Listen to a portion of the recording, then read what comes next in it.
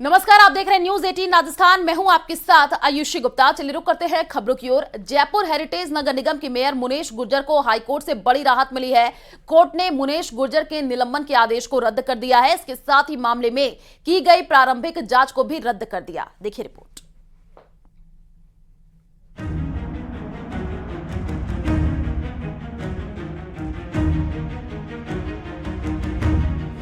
Mayor Munesh Gurjar को high court से राहत।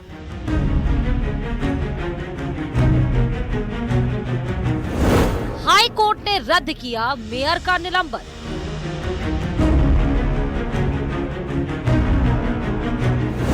नए सिरे से मामले की जांच के आदेश।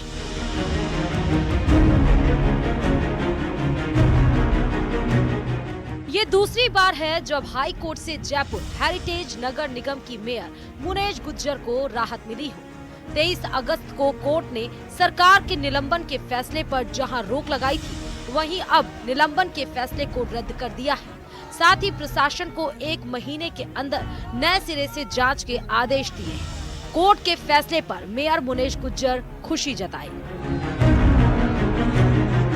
गई ही हूँ और माता का मुझे आशीर्वाद मिला है। मेरी हमेशा से ईश्वर में बहुत आस्था रही है और ईश्वर हमेशा सच्चाई के साथ रहते हैं। आज सच्चाई की जीत हुई है। न्यायपालिका पे मुझे पूर्ण विश्वास था, ईश्वर पे मेरा पूर्ण विश्वास था, लेकिन इस दुख की घड़ी में जो मेरे कार्यकर्ता है, मेरे वार्ड के लोग हैं, जिन्होंने अथाह विश्वास मुझ पे जताया, जयपुर की जनता ने मुझ पर अथाह विश्वास जताया और मेरे लिए दुआएं की, उन दुआओं का ये असर है। मैं उन सभी को बहुत बहुत धन्यवाद देना चाहूंगी, क्योंकि खुशी की घड़ी में तो बहुत सारे लोग आते हैं, लेकिन दुख की घड़ी में जो आपके साथ खड़े होते हैं वो आपका परिवार होता है। दरअसल मुनेश गुर्जर के निलंबन की कहानी 4 अगस्त 2023 को उनके घर पर पड़े एसीबी के छापे से शुरू हुई थी, जिसमें उनके पति सुशील गुर्जर को एसीबी ने रिश्वत लेते 2 दलालों के साथ रंगे हाथों गिरफ्तार किया।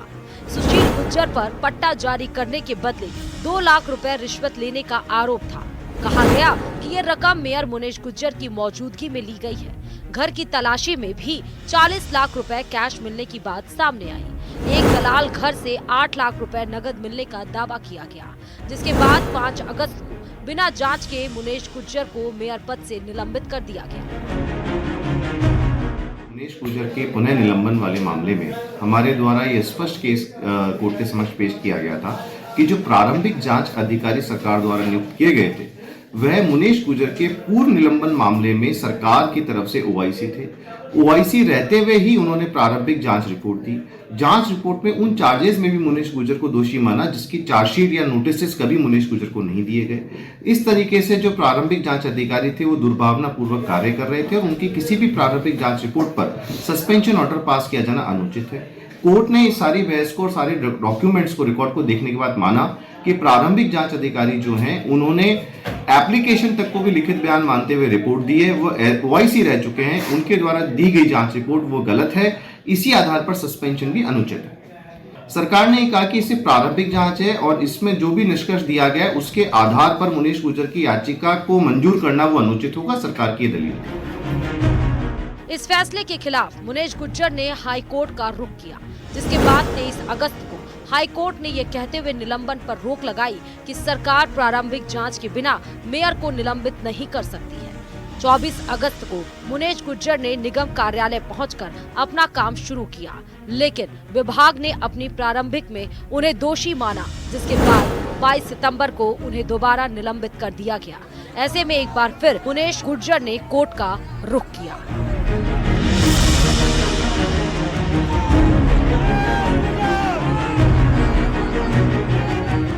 जयपुर से न्यूज 18 राजस्थान के लिए महेश दाधीच की रिपोर्ट।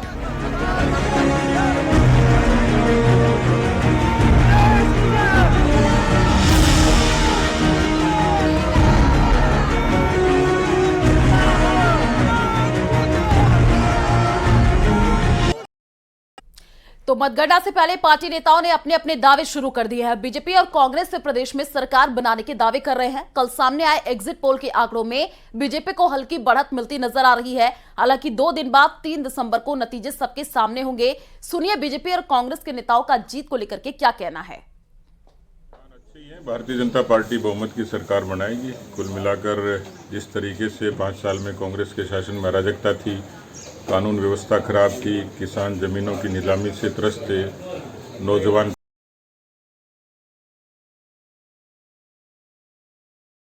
मिलाकर राजस्थान में 5 वर्षों में राजनीतिक अस्थिरता के कारण जनता को बहुत ज़्यादा भुगतना पड़ा और इसी अराजकता के खिलाफ राजस्थान की जनता ने ये ज़रूर है कि जब तक परिणाम नहीं आए तब तक कांग्रेस के लोग खुश हो सकते हैं, उसमें कोई मनाही नहीं है। इनसे आपस में झगड़ रही थी, भाजपा की कोई नीति नहीं थी, उसके पास कोई एजेंडा नहीं था। 5 साल में उसने कोई और एक सीट जिताने की क्षमता नहीं रखते हैं। राजेंद्र जी राठौड़ साहब है, वो खुद चुनाव हार रहे हैं और यहाँ वसुंधरा राजे जी के साथ में जिस प्रकार से 5 साल मंत्री प्रताप सिंह खाचरियावास ने दावा किया कि ओपीएस के बल पर सरकार रिपीट होगी, तो वहीं बीजेपी सांसद और सवाई माधोपुर से प्रत्याशी किरोड़ी लाल मीणा ने कांग्रेस पर हॉर्स ट्रेडिंग करने का जरूरत नहीं है। हम तो पिछली बार 1.5 लाख वोटों से हमने सरकार बनाई थी और ठाकुर जी ने मेहरबानी कर दी, कर्मचारियों ने खुद ने भी दे दिया और 12,000 रुपए के बदले 48,000 रुपए दे रहे हैं ओपीएस लागू करके। हिंदुस्तान का एकमात्र स्टेट है, एकमात्र स्टेट जो 12,000 की जगह 48,000 रुपए पेंशन कर दी। फिर भी यदि कोई किसी का सर खुद का सर फोड़ेगा क्या 12,000 ही लेंगे हम तो भाई साहब, ये 48,000 बीजेपी के खाते में जमा करा दो। तो ओपीएस तो बीजेपी आते ही बंद करेगी, बीजेपी ने घोषणा कर दी निर्मला सीतारमण ने। तो मेरा ये मानना है कि ओपीएस को लेकर जो वोटिंग हुई, मेरे को हमारे कर्मचारी साथियों ने कहा था आप लोग चिल्ला चिल्ला के वोट डालिए की तैयारी भी उन्होंने कर ली। आंध्र प्रदेश में कोई 2 बड़े रिसोर्ट बुक करा दिए हैं, अब जहाज उड़ेंगे वहाँ जाएंगे और 3 तारीख को परिणाम आएंगे तो उसमें ज़्यादातर उसको रिसोर्ट को खाली करके लौट आएंगे, कुछ नहीं मिलने वाला। बेंगलोर बड़ा शहर है देश का और बड़ा धनाढ़ सिटी है और वहाँ बड़े धनाढ़ लोग राजस्थान के बहुत रहते हैं। गहलोत साहब ने किसी को ओबलाइज किया होगा तो वो अब इनको ओबलाइज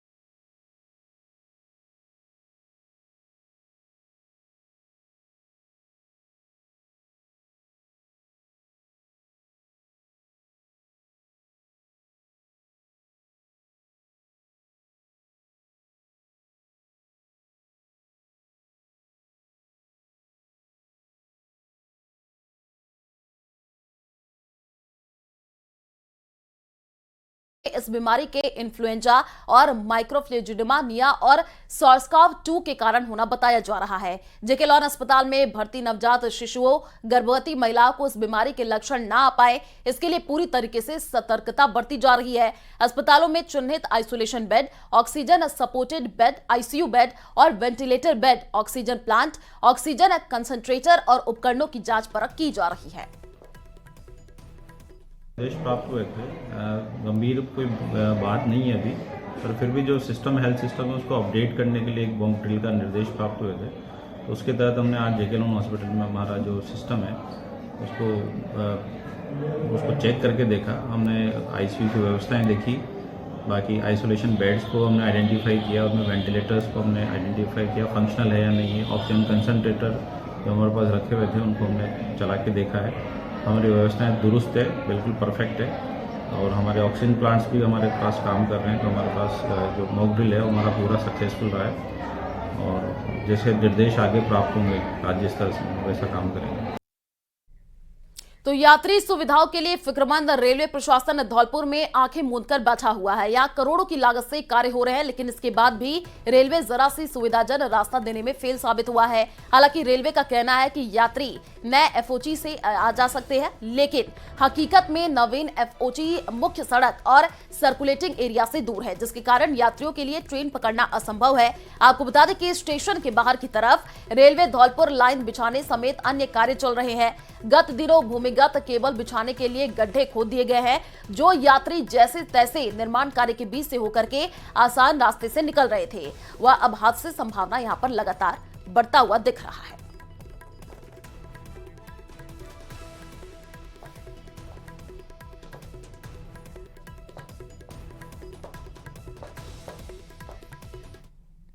तो दौसा में पिछले कई साल किसान पानी की समस्या से जूझ रहे हैं। यहाँ न सिर्फ सिंचाई के लिए बल्कि पीने के पानी की किल्लत है। आलम यह है कि पीने के पानी की बात हो या फिर सिंचाई, दोनों के लिए टैंकर ही सहारा बना हुआ है। देखिए रिपोर्ट।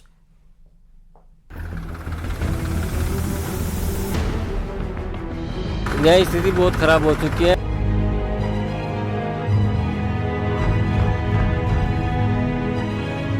पाँच सात साल से पानी की समस्या है।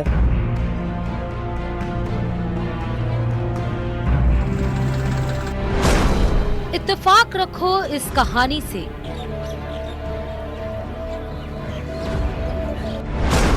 जीवन निकला था पानी से। बर्बाद ना हो थोड़ा भी कहीं, नहीं मिलता ये आसानी से।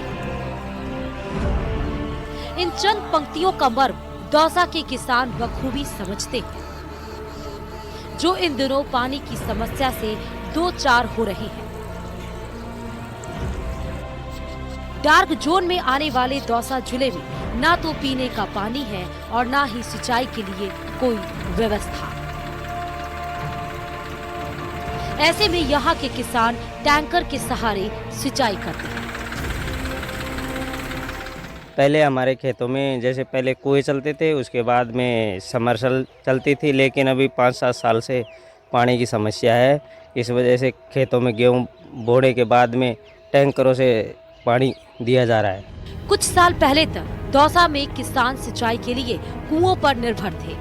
उसके बाद बोरवेल और समरसेबल का दौर भी देखा, लेकिन सिंचाई के लिए टैंकर का सहारा लेना पड़ेगा, ऐसा कभी किसी ने नहीं सोचा था। यह स्थिति बहुत खराब हो चुकी है। आज 4-5 साल पहले खूब पानी था, उसकी खेती भी होती थी, पीने के लिए पानी भी खूब प्राप्त था। अब लोग पानी के लिए तरसते हैं, तो खेती के लिए पानी के लिए बार-बार टैंकरों से सप्लाई की जाती है। 500 रुपए में मिलने वाला टैंकर खेतों में सिंचाई का सहारा बन रहा है, लेकिन पानी की कमी का असर गेहूं की फसल पर दिखने लगा है।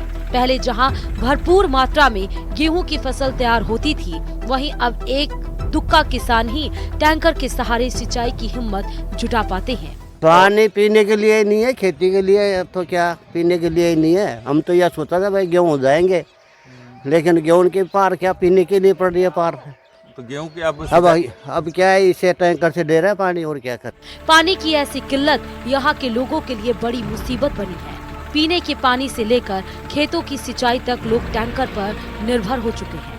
दौसा में पानी की भारी किल्लत है और डार्क जोन जिला है, और इस जिले में पानी भूजल बिल्कुल नहीं है। आप तस्वीर हमें आपको दिखाने की कोशिश कर रहे हैं। ये पानी का टैंकर है और इस पानी के टैंकर से खेत में पानी की सप्लाई की जा रही है। ऐसे दृश्य शायद ही आपने देखे होंगे, क्योंकि खेतों पर कुओं और जो बोरवेल होते हैं उनके माध्यम से पानी आता है, लेकिन यहाँ की जो स्थितियाँ हैं वो पूरी तरह बदल चुकी हैं। पूरा जिला डार्क जोन हो चुका है। पानी की ऐसी कमी न सिर्फ ग्रामीण इलाकों में है, बल्कि शहरी क्षेत्रों में भी नल से पानी आने का इंतजार है।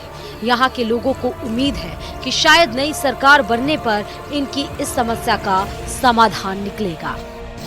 पानी की एक एक बूंद के लिए लोग परेशान हैं, पीने का पानी तक नहीं है। ऐसे में जो भूजल नहीं होने के कारण लोग 500 रुपए का टैंकर मंगवाते हैं पीने के लिए, और कुछ लोग जो गेहूं की फसल कर लेते हैं उन्हें सिंचाई की आवश्यकता होती है, जो संपन्न लोग होते हैं, या फिर लेकिन पानी नहीं होने के कारण वो टैंकर से पानी मंगवाते हैं। जो तस्वीर है ये डराने वाली है, क्योंकि चुनाव चल रहा है और चुनाव के बाद में नई सरकार बनने जा रही है, लेकिन अब दौसा जिले की जनता को उम्मीद है कि कोई भी सरकार बने वो कम से कम पानी की व्यवस्था करे। आशीष शर्मा, न्यूज़ 18 दौसा। तो इंडिया और ऑस्ट्रेलिया के बीच 5 मैचों की T20 सीरीज का चौथा मैच आज रायपुर में खेला जाएगा। सूर्य कुमार यादव एंड कंपनी इस मुकाबले को जीतकर सीरीज अपने नाम कर सकती है। मौजूदा सीरीज में मेजबान भारत 2-1 से आगे है और सीरीज को अपने कब्जे में करने के लिए उसे एक जीत की दरकार है। आपको बता दें कि मैच को लेकर के रायपुर प्रशासन ने सुरक्षा के पुख्ता इंतजाम किए हैं।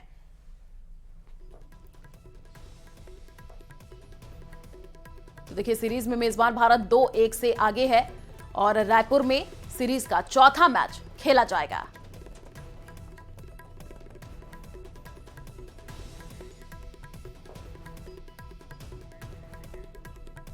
तो चलिए फिलहाल इस बुलेटिन में इतना ही। बाकी खबरों के लिए आप देखते रहिए न्यूज़ 18 राजस्थान। नमस्कार।